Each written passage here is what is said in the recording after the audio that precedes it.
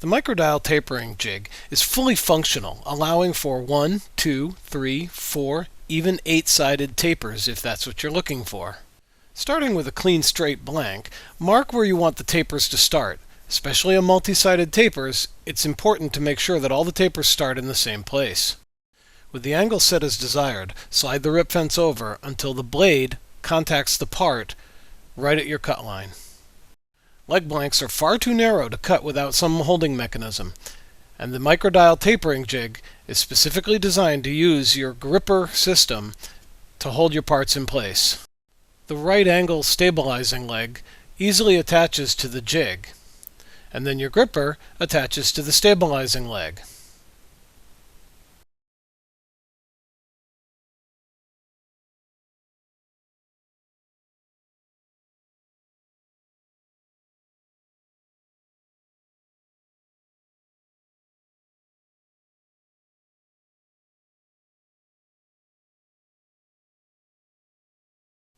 I've found it easier to initially set the gripper up high, put the part in place against the jig, and then lower the gripper down onto it for a snug fit.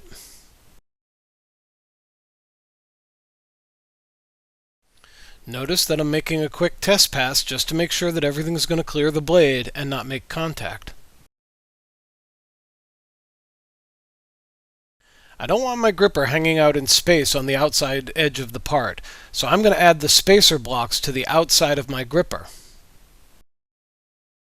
The spacer block is not tall enough to reach the tabletop with this size leg, so I'm going to need a shoe underneath it so that it contacts the table firmly. A couple of screws keep the shoe in place. Be sure of your setup, check for clearance, and cut your first taper.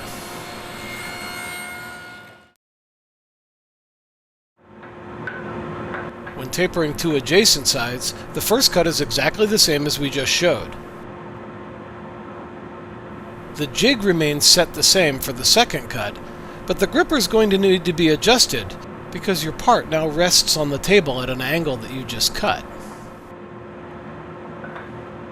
The trailing edge of your gripper is now down at an angle, so be sure to check the clearance again before you make your cut.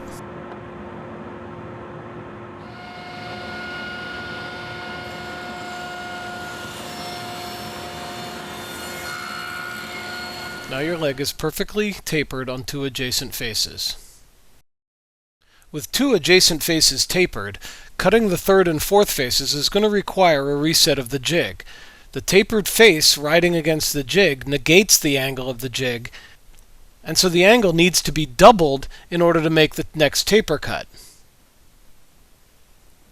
The first two sides of the leg were tapered at 2 degrees, so now I'll set the jig for 4 degrees of angle, and reset the rip fence as before. With the jig and the rip fence reset, my grippers should just go right back into place with minimal adjustment, if any needed at all, in order to hold the leg securely.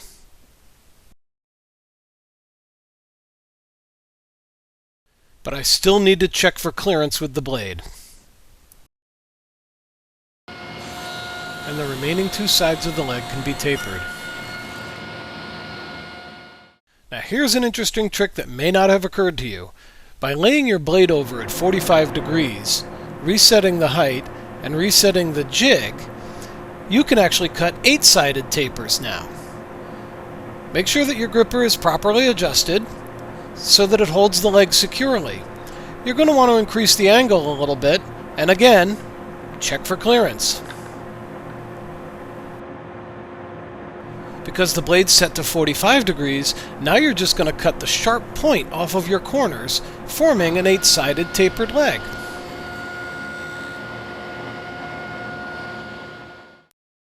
Adjusting the angle of the jig and the position of the rip fence will allow you to cut many different 8-sided details.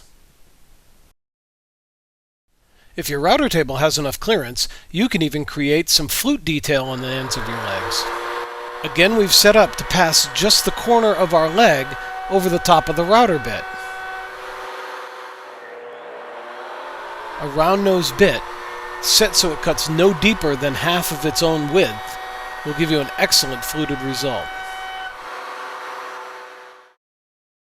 And of course, larger bits will give you larger flutes.